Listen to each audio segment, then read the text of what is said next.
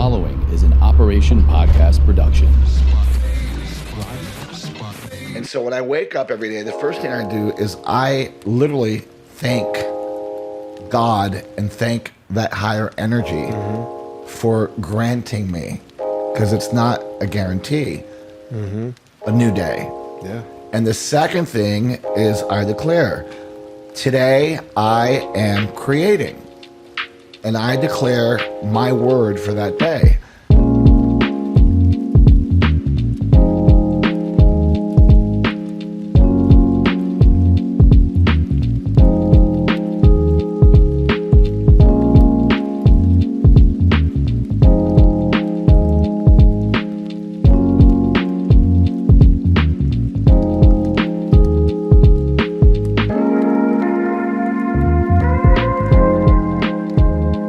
I'm Chris Lee, and I'm super excited to invite everybody to this podcast that I've had with my great friend Ruben. We're talking about mindset, emotional intelligence, how to turn breakdowns into opportunities, how to shift our mindset in regards to what we create in our lives. So don't miss this amazing episode. Hello, everyone. Welcome to Live Through Love. I'm your host, Ruben Rojas, and thank you for tuning in.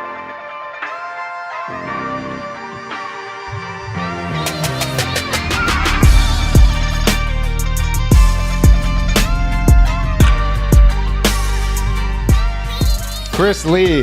Hey. Thank you for coming in today. What a blessing to be here. Congratulations. Thank you. On this podcast. Thank you. We, whenever I'm around, you have to receive everything and make that conscious effort. So I'm really going to take that in. But you are one of the catalysts of me being here today doing what I do. Right? You know, there's few people that took me on this journey, but you were there. You were part of this journey. You were part of the mission. So you've seen me from the get, and here we are. And thank you for coming on. It's just, it's an honor to have you on, and I love you. Like, you're part of this. I'm already crying. This is great. I'm just blown away by your transformation. It's like seeing the man of steel become the man of love, and just seeing how you've been able to shed so many years of programming and so many limiting beliefs, and to really take that commitment and that vision and that mission and turn it into the life that you have today. It's really inspiring. You're a testimony. You are a transformation.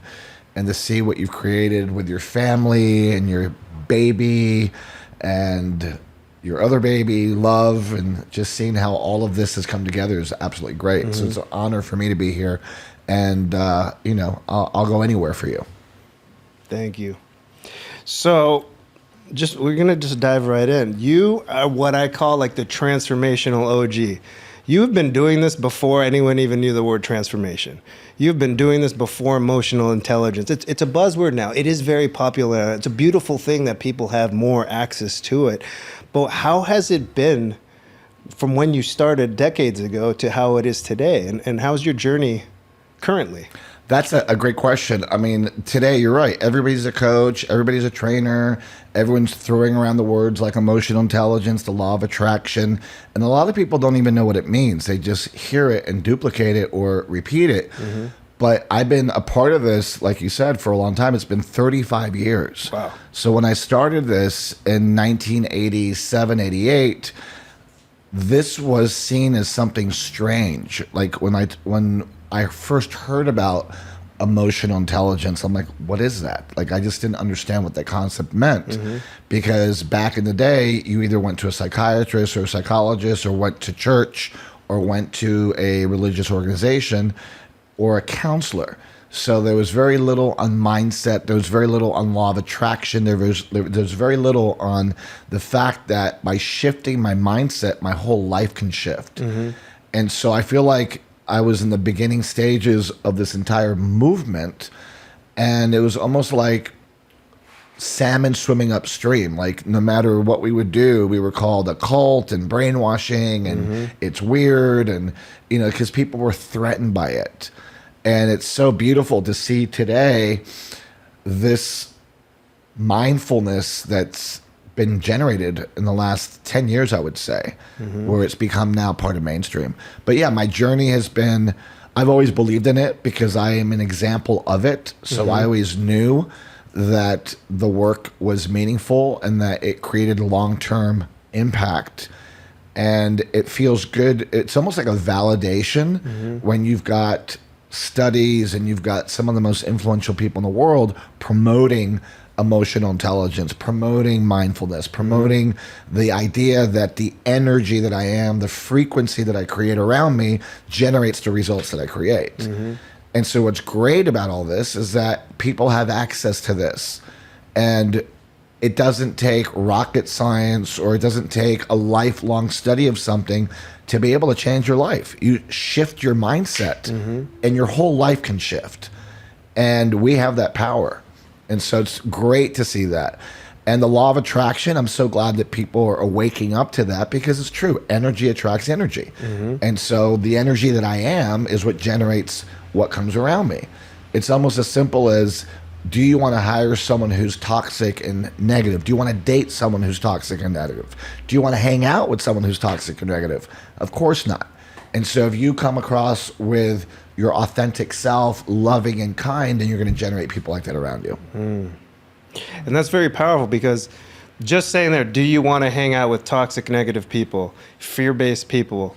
The answer is no, but you don't ask the question.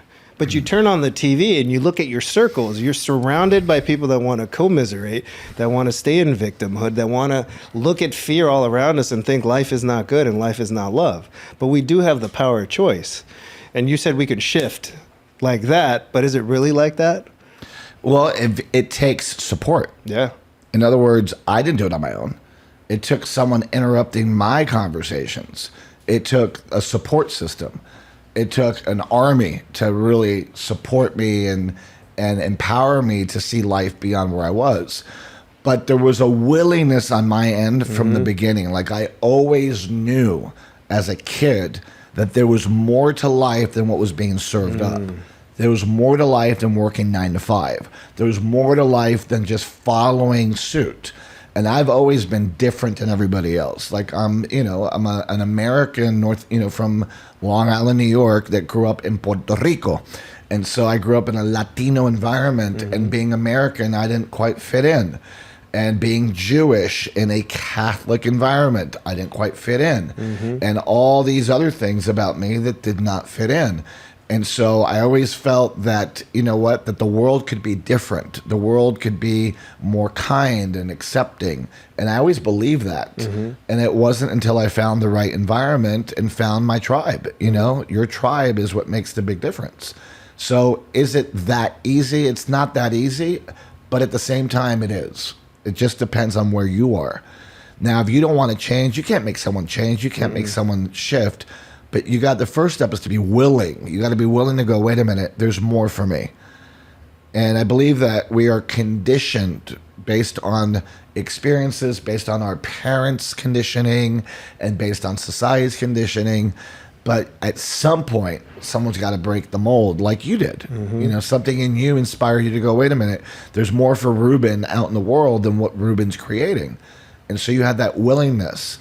And even though you had the willingness, as I remember, there was also a lot of resistance. Oh, yeah. Right? Like massive resistance. And at the end of the day, your heart won. Operating from love is what really has been the saving grace in your life. And I believe that's true for anybody that's watching us, is when you make a decision to operate from love and come from the most powerful source that we have as human beings, which is our heart and our kindness, that even though sometimes we don't feel that way, but we choose it, because to me, love is a choice, not a feeling. I'm not always feeling loving, but I choose it. And over time, I become it, and I be it, and I attract it. So that's why I say love is a verb, right? Right. It's active. You've got to choose it. And we're all humans. There's times where I still want to go sit in the corner and cry and sulk or lose myself in TV and just think all those fear-based thoughts. But I've got to choose, no, I'm on a bigger mission. I'm on a bigger path. And people often ask me, like, why love? Like, where did that come from? I'm like, well, it's a 4-letter word. But there was an exercise we did in some of this training, and we stood up in front of the crowd and we had to say, what are we, right? And I stood up and I said, I am love. Right. And I think that was the moment. That was my exercise. I asked you, I remember, because Ruben, I have a really good memory. I had you declare what you were creating. And you stood up in front of the room and you said, I am creating love. And people did not stand up. And I remember working with you. Okay, Ruben, drop into your heart. And something popped where it was almost like the breaking of the dam. And everyone stood up, like within the next moment. And that was the beginning, I think, for you of a massive transformation. And to see where it's gone, you are creating love in a big way, which is why it's really moving for me to be here with you. Because how long ago was that? 2013 we started. Wow. That was almost 10 years ago. Yeah. A decade. Yeah. Your hair is longer. Yeah, a little bit. It was pretty short back then. A little Mad Men style. Yeah. But yeah. And so that's what set you off, you know, and you saw the feedback and you're seeing the feedback. Which is why, you know, every time I go to the Summit of Greatness, there's your wall, there's your murals. And everybody that's there gets their picture taken and inspired. So, you know, all it takes is that one decision, right? Yeah. So make it, and by the way, that's what I do every day. So when I wake up, the first thing I do is express gratitude. Because, man, I made it. I'm alive, right? Like, I wake up. I'm from Puerto Rico, so we clap when the plane lands. Like, we celebrate. And people go, why do you all clap when the plane lands? And the reason is, we made it. Literally, we don't take anything for granted. And so when I wake up every day, the first thing I do is I literally thank God and thank that higher energy for granting me, because it's not a guarantee, a new day. Yeah. And the second thing is I declare, today I am creating. And I declare my word for that day. And most of the days is love, but sometimes I might have a meaning, and it might be commitment, or it might be passion, or it might be whatever it is that I believe is the ingredient necessary to have an epic day. Because there are no throwaway days for me. So first thing I do is I express gratitude because I woke up. There are people who don't wake up. Second thing is I declare, what am I creating today, no matter what happens. The world could give me a big middle finger. I don't care. I'm creating love. The world could reject me. I still create love. So I declare what I'm creating, and then I take massive action. Does it matter if I feel like creating love? No. Does it matter if I'm in the mood? No. Most of the time, actually, I'm not in the mood. Yeah. Most of the time, I wake up and I just want to curl into a ball and disappear. But I choose it. And life throws curveballs. And my mom passed away this past year. And that has been like a big hit to the main engine room. Yeah. You know, which is my heart. And my mom is my best friend and the person that stood for me my entire life. And for 57 years, or 56 years, my reality was my mom. And so in the last year and a half, I mean, I'm out in public all the time. If I'm not doing seminars, I'm on TV shows, I'm on podcasts, I'm coaching people, and I get to bring it every time. And it's no different than any challenges anybody faces. But the difference between me and other people is I don't let my feelings or my emotions or my body control my choices and my decisions, which is why I stand in that power of intention of what I'm creating. It's amazing. And when you look at it that way, to make it simple, going to the gym, you're choosing to go do something, you're putting in the reps, you don't always feel that way, right? It's easier to rationalize physical things than mental or spiritual or emotional choices. So if we look at it doing it that way, I totally agree. Every day I'm choosing love, and it's not easy. And I don't feel like it every single day. And it's okay. We're humans. There's nothing wrong with that. Like, let's move on. Let's not overthink it. Let's not overcomplicate it. One of the things we learn is humans are meaning-making machines. Right? So all of a sudden, Mercury's in retrograde, and we use that as an excuse to throw a day out. Right. So why do you think, as human beings, we like to think there's always a tomorrow, and we can throw out today just because it doesn't go our way? Instead of realizing, like, well, let's choose what we can do and go from there. And if it doesn't go our way, did we at least go in the forward direction of doing that? Denial. We live in denial of the fact that we're going to die. Mm-hmm. And so if you knew that you were going to die next week and you faced that and you owned it, how would you do this week? And so one of the things that I bring to the foreground, if you're ever in any kind of work with me, is facing the fact that we're all going to die. And so it's like we're all on a plane that is guaranteed to crash. We don't know when it's going to crash, and we're going to die. No one gets out alive. So given that fact, what decisions can you make right now? And so the reason why I put off for tomorrow is because I am in denial of the fact that there's going to be a day that there won't be tomorrow. And I'm also avoiding the things that I get to do today. And so I live in this illusion. One of the biggest lies is that that I have time. Now, if you live each day like it's the last day of your life with urgency, but at the same time, not out of fear, but with joy about it, like, wow, I have today, how awesome. Like when I wake up in gratitude, then that gives me the inspiration to do things today versus procrastinate them to tomorrow. And a lot of times it's conditioning, right? It's feelings. A lot of people don't realize the point we just made, that my feelings and my circumstances don't need to control me. That I have the power of choice. And like what you said about the gym, even if I don't feel like going to the gym, I still choose to go. But there's another example, a dad or a mom. You don't always feel like being a parent. You don't always feel like putting aside your needs to take care of your child, to change their diapers, to feed them, to take care of them. But you're committed. And so when you live a love-based life, a commitment-based life, a intention-based life, then all the stories go to the side. And I start shifting my way of participating. And, you know, human beings, we are so good at wasting time. Oh, yeah. You know, I'm an expert. Believe me, I could just blow through a month and look back and go, what did I do? So it requires on my end rigor of going, wait a minute, I may not be alive next month, which is why, you know, ever since I got that concept, my whole paradigm has shifted about urgency. And what I'm also hearing, though, it's not about sacrifice, right? Because sometimes we'll take that. Is it rigor? Is it urgency? Is it choice? Or I'm just going to sacrifice myself this or this moment for that because I have to do it. It's all perspective. Everything is perspective. At the end of the day, it's all an interpretation. We're the ones who make up the interpretation.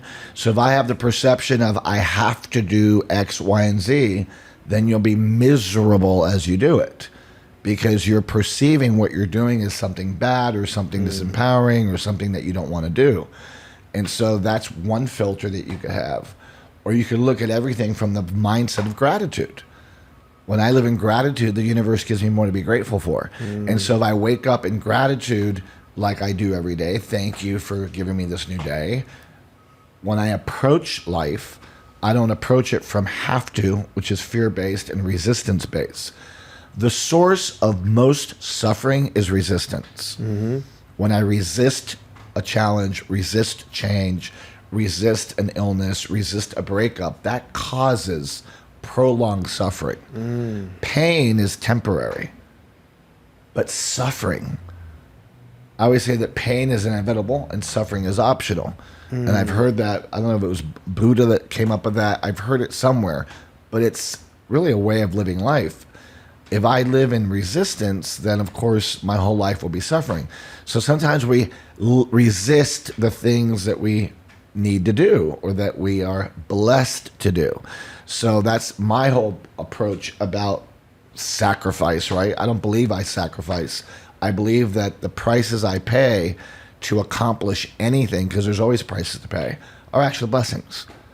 So when you shift the mindset of I have to do X, Y, and Z, and you have to face and have to energy, which makes it a nightmare for you and everyone around you. Yep. And you shift into, well, I'm blessed to do laundry and I'm blessed to do this because there are people who don't have clothes and there are people that can't do anything. You know, one of the biggest lessons I learned was when my stepfather, who was an angel in our life, took us in after my dad took off. So my dad brings us to Puerto Rico, my mom and 5 kids, and within a few years, he leaves us there.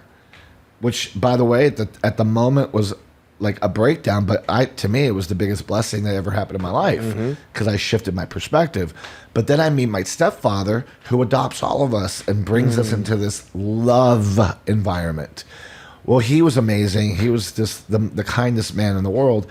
And a few years ago, he passed away. And before he died, he was sick, and they gave him morphine for the pain. And the doctor said he might hallucinate. And so when he hallucinates, go with it. And so I went to see him before he passed away, and he goes, Chris, come here. I'm like, what's up? He goes, I miss traffic. And of course I thought he's delusional. I'm like, yeah, traffic is cool, right? I'm like, I'm going with it. He goes, no, I'm serious. And I go, okay, why do you miss traffic?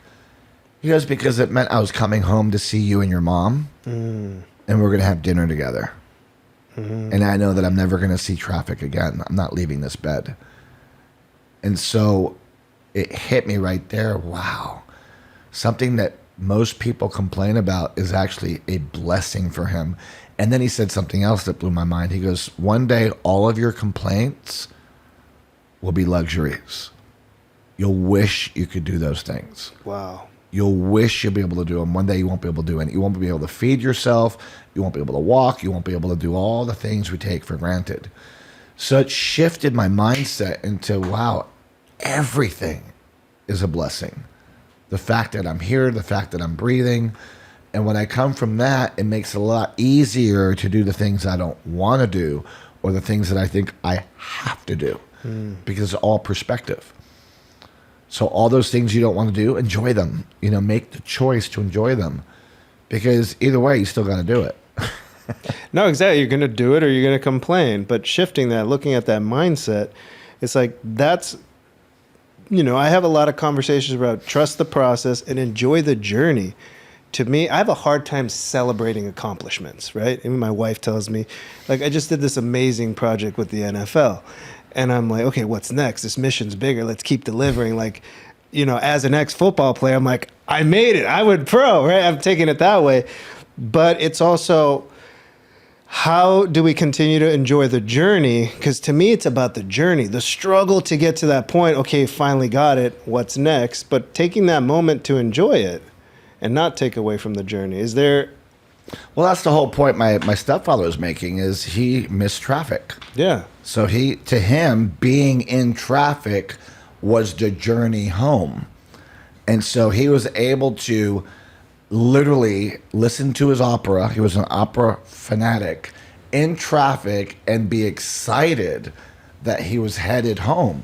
And so if we translate that into life, you have a mission, right? There's a big purpose that you're up to. There's a big impact you want to make. There are massive goals that you want to reach. But not celebrating the journey, you're not enjoying the process. You're not experiencing the excitement of the process because you want to get to an outcome. But that's human being. We're always looking at the next one. And one thing that I teach in my abundance course is to celebrate your success. Like take a moment and take inventory. What have you accomplished that you're proud of? Because by acknowledging what you've accomplished, by acknowledging your worth, by acknowledging your talents, it's not arrogant because sometimes it's built into us that it's prideful and arrogant and self-conceited and self-centered. No, it's the opposite. By acknowledging what you create and acknowledging the things that you're doing along the way, it builds your self-worth. And self-worth is what generates the net worth. I think that when we go after the goal or after crushing the accomplishment, and I work with so many influencers, like one of the things that I'm proud of is that I work with people that impact billions of people, literally. And we know some people in common that I'm referring to. And the thing that I've worked with them big time is don't be so attached to the outcome. Be attached to who you're being right now. Because by doubling down on your self-worth, doubling down on what's great about Ruben and what Ruben gets to be proud of and what Ruben has accomplished, like if you can see yourself with the eyes that I look at you, every time I'm always watching you, I'm always following you because I mean what I say. When I commit myself to a student or to someone that I work with, especially in the environment as intimate that we share together, I'm always saying, because to me, that's my payback. My payback is not monetary. My payback is to see you thrive. And so if you could see yourself through my eyes, like, wow, you are creating so many miracles, then that would be a whole different perspective, because by acknowledging my worth, it builds my self-worth. And the rest, everything else that you're creating is the outcome of that. So I think it's important for all of us as human beings to take time, to take inventory on what is my worth, what is valuable about me, what am I proud of? Because most people are like you. They accomplish and go, what's next? Accomplish and what's next? And then what happens is that it becomes anticlimactic. Like you'll hit something and go, is that all there is? And then it's kind of like, what's the next? It's almost like I need the drug. Like I need the letdown. I need that excitement, that adrenaline, the endorphin rush for the next accomplishment. Instead of celebrate your accomplishments, build up your worth, acknowledge yourself, take time to identify what are the lessons, what worked. What worked about me that generated this NFL contract? What worked about me that has taken my brand globally? What's working about me that I am the dad I never thought I could be, that I'm the husband I never thought I could be, that I have the family that I have, and now a podcast? Like really, like think of those things, because that will fuel the next thing that comes. And I think that as human beings, we don't do that enough. Wow. And to simplify this, It's a mouthful. no, it's great, but it's like, it's different than saying, why me? Right? I think a lot of us tend to ask, well, why me? Why am I worthy of this? Instead of saying, no, I am worth this because I created this and it came from all my work going here. Or why me? Why am I not worth this? There's a big difference, I think, in how you just framed it versus... Well, I think what we do is we judge ourselves, right? Like we're so hard on ourselves. We're always looking at, well, the mural's great, but I missed that spot. Or, I got the deal, but I didn't get quite the deal. Or I have the relationship, but it's not quite what I wanted. Or whatever it is in our lives, we're always looking at the glass half empty.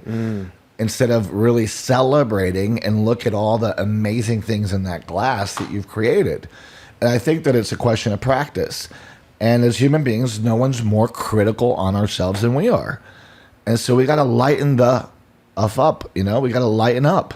Lighten up on yourself. Celebrate yourself. Do something, when was the last time you did something amazing for yourself, that you took time for you and did something for you and pampered yourself and gave yourself, a moment, or gave yourself a weekend, or gave yourself time to celebrate. We can't just keep producing and not take time. By you acknowledging yourself, what you're doing is you're giving love to you. In other words, we can't pour from an empty container. We can't just keep putting it out there. We got to take the time to receive. Take the time to receive the benefit of what we created, to receive. And I'm the same way. I love accomplishment, and I accomplish at a rapid pace. The things I'm creating and the impact I have. For me to stop and think about it, it's like, it's mind-blowing. It really is. It's exponential, but I do that. Like I literally do an exercise every day. What am I proud of within myself? And I'm proud that I did this, and I'm proud that I did that, and I'm proud of this, I'm proud of that. And it makes me feel like, wow, it gives me more energy to do that. because it's exhausting to keep going. Yeah. No, it is. And when this has now become a nice session for me because I'm taking inventory of all of this. Well, you know how this is. Yeah, but we are all mirrors of each other, right? A lot of times I'm course. like, I'm painting murals with sayings on them because I'm talking to myself, and that might mean something else for someone else, but they still need the message.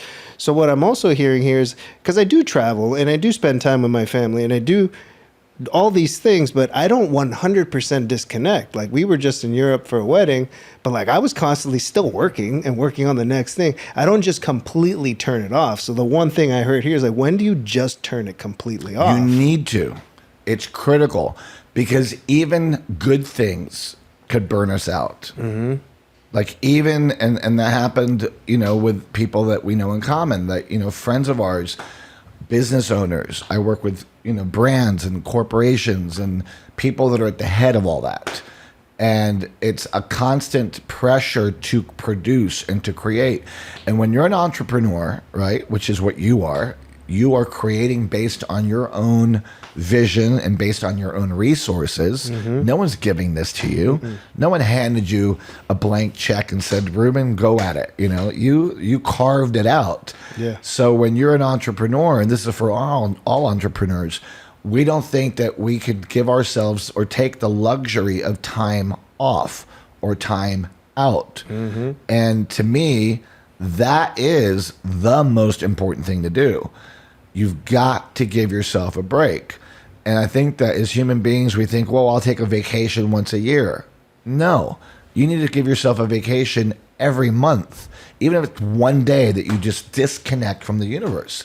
I think it's important because that will fuel you. And you know how the saying goes, absence makes the heart grow fonder. Mm-hmm. It's true about everything.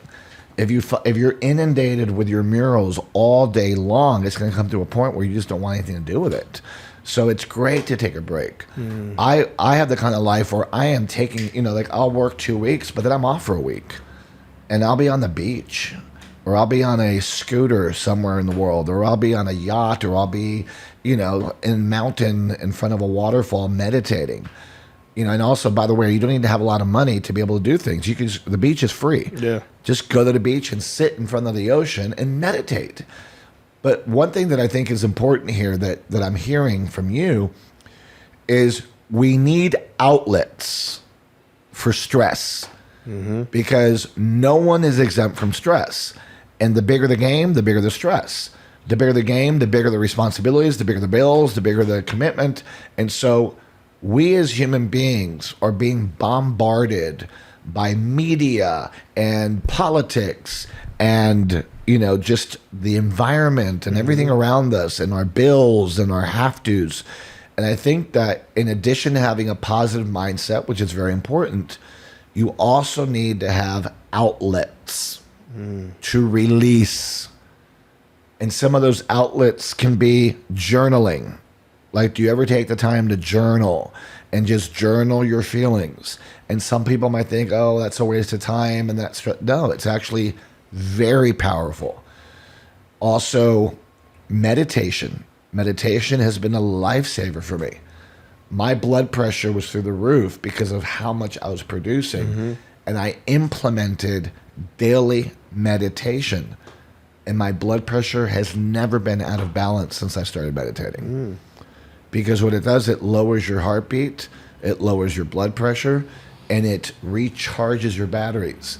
And I used to be the kind of person that thought, meditation, I can't close my eyes, I get bored, I'm too hyperactive for that, right? Like ADD hyperactivity. Mm-hmm. And I actually started just doing it.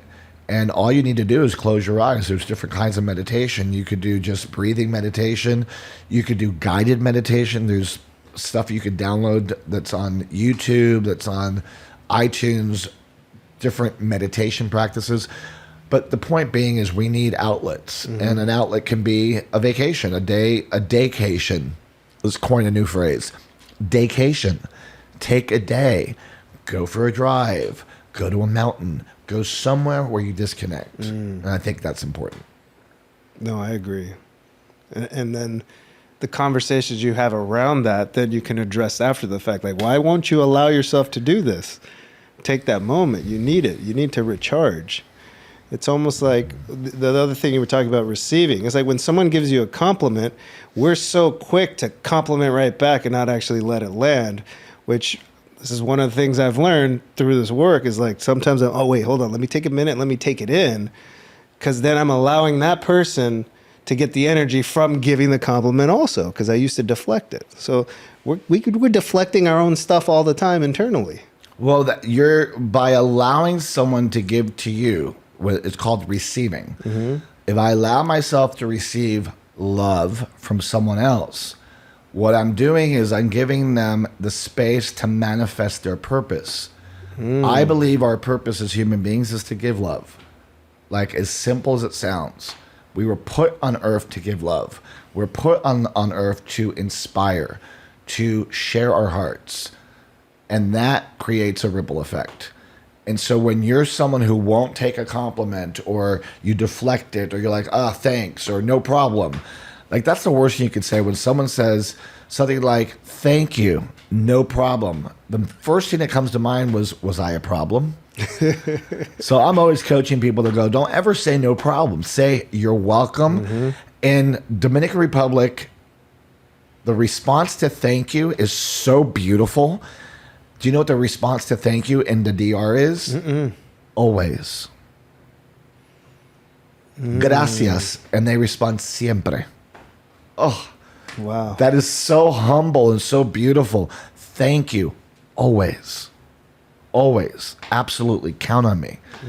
And so when you don't allow people to thank you, to acknowledge you, to give to you, to contribute to you, even to give you feedback. Do you know that feedback is a way of giving? Even when people take the time to go, hey, Ruben, I think that you could improve on this and this. And you're like, whoa, wait a minute. Or Ruben, what you did was amazing. What you're doing is you're blocking people their purpose, which is to give. By accepting it, you're allowing them to give to you. And at the same time, you're receiving, which is good for you as well. You can't pour from the empty container. You got to keep that container full. You got to keep that cup full. And the only way to do that is by allowing yourself to receive, allowing yourself to acknowledge yourself, and, continue to be a vessel of giving and receiving. Because receiving is not the same as taking. Taking is when I need something from you for me to feel good, or for me to feel that I'm worth anything. Receiving is I'm already worth something, and I'm allowing myself to receive from you more gifts. It comes from this place of self-worth. Right. Wow. I never thought about it that way. So one last thing as we start closing this out.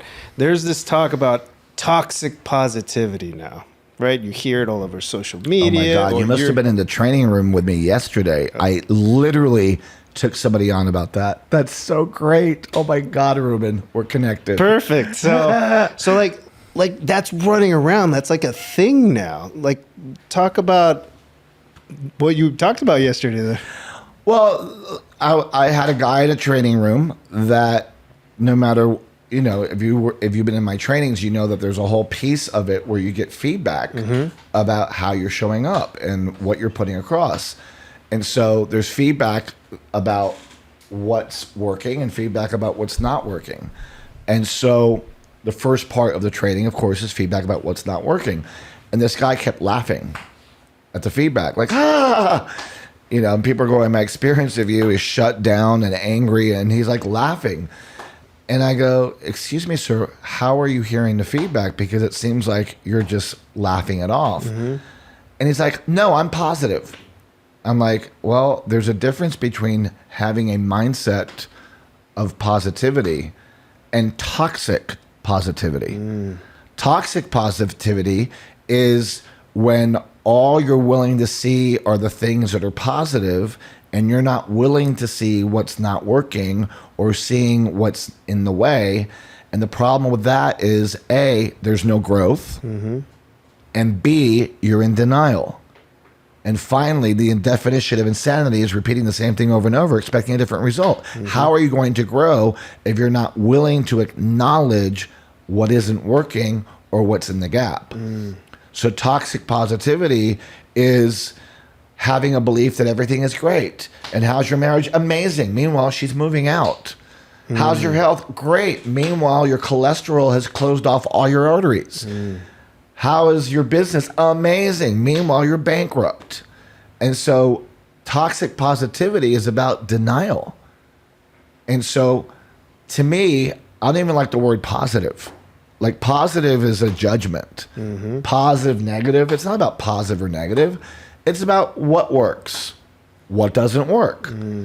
And so when I identify what works, I'm able to see what I get to duplicate. I get to see what is valuable, what I get to continue to do. By seeing what's not working, I'm able to see what I get to interrupt, what I get to shift, what I get to change. Because one of the biggest problems I see is people a lot of times will address a breakdown, but they won't change anything. It's almost like, yeah, I know we're in a breakdown, but it's you or it's the circumstance. Until you take personal responsibility for your life and your results, nothing will ever be different. You could be positive till the cows come home, but it's not going to change the reality of identifying this is what I get to take responsibility for. I think toxic positivity can become a major problem because we're not willing to see the signs. It's almost like listening for what you want to listen for. So you have a client and they're like, yeah, I'm in. And you're so excited about them being in, you're not hearing the listening to the listening. Like what's behind what he's saying? Is he saying or she's saying or they saying something to get off the hook from being around me or to please me, or are they authentically committed? Yeah. If I'm in toxic positivity, I'll be like, yeah, they're a yes. And then they don't show up. And I'm pissed that they didn't show up. Meanwhile, I'm the problem because I didn't listen. I didn't connect to what was going on. And sometimes if you don't listen to words and the meaning behind what people are saying, you're missing the message. So I could go on for like 7 more hours about this topic because I think it's one of the biggest challenges that human being has is the flip side of toxic positivity, the same way as being negative could be toxic. And so we got to be mindful of that feedback and identifying what's not working or what's in the way is actually a blessing because with that, I can shift my life. With that, I could transform it. Beautiful. Not to be confused with looking for the silver lining in the moment as Always. By seeing what's not working, I see it as a blessed to, not have to. That's the silver lining. I mean, we could do a whole nother episodes on breakdowns. Like I have a whole strategy around how to turn a breakdown into a blessing. But it comes from being conscious that the breakdown itself is a blessing. Now, the only way I'm going to turn the breakdown into the blessing, the actual blessing and outcome-wise, is by taking responsibility. Taking responsibility doesn't mean it's my fault or it doesn't mean I'm a piece of you know what. It just means that I have the power to create what I want. And if what I'm creating isn't working, I get to shift me and be accountable for it. How you just define taking personal responsibility is huge. Because it's not fault. You didn't do something wrong. That right there landed so well for me. Yeah, it's not about right, wrong. It's about getting, I have the power. I got the power. I have the power to shift the outcome versus I'm smaller than. And so when I take responsibility, it's not about blame. It doesn't matter if it's my fault or if it's not my fault. Sometimes it's my fault and I get to take accountability. And many times it's not my fault, but I still get to take accountability because it puts me in the driver's seat. Yeah. I struggle with that because sometimes I think I'm not in the driver's seat when I do that. I'm really good at taking responsibility in many things, but then in certain things, in breakdown, it's like, next episode. So thank you so much. I've got my favorite question, which is, Chris, how do you define living a life through love? Living a life through love. To me, living a life through love is a life of contribution. a life of giving. To me, the highest form of love is service. When I am in service to others, there is nothing that inspires me more, that fills me up more, than to know that the effort I put into the person in front of me that had me step through all my fears and my comfort zone lands in someone in such a way that they create miracle after miracle after miracle. And that is you, my friend. Thank you. I know. Learned that one from you. So, where can everybody find you, Chris? Social media, Chris Lee Motivator. That's Instagram, Facebook, Chris Lee Motivational Trainer. And through different transformational companies, you can get on the social media. And very important, you can get my book, Transform Your Life, 10 Principles of Abundance and Prosperity, on Amazon in English, Espanol, on an Audible in my voice and Kindle, forward by Mr. Lewis Howes. The book came out of an episode that I did with him about abundance, and people loved the episode to the point that it became a book. 100% of the money that the book makes goes to St. Jude's. Amazing. Yeah. And we'll put all the links up for that. Yeah, of course. Well, thank you so much, Chris. I love you. I love you, man, so much. It's been a pleasure.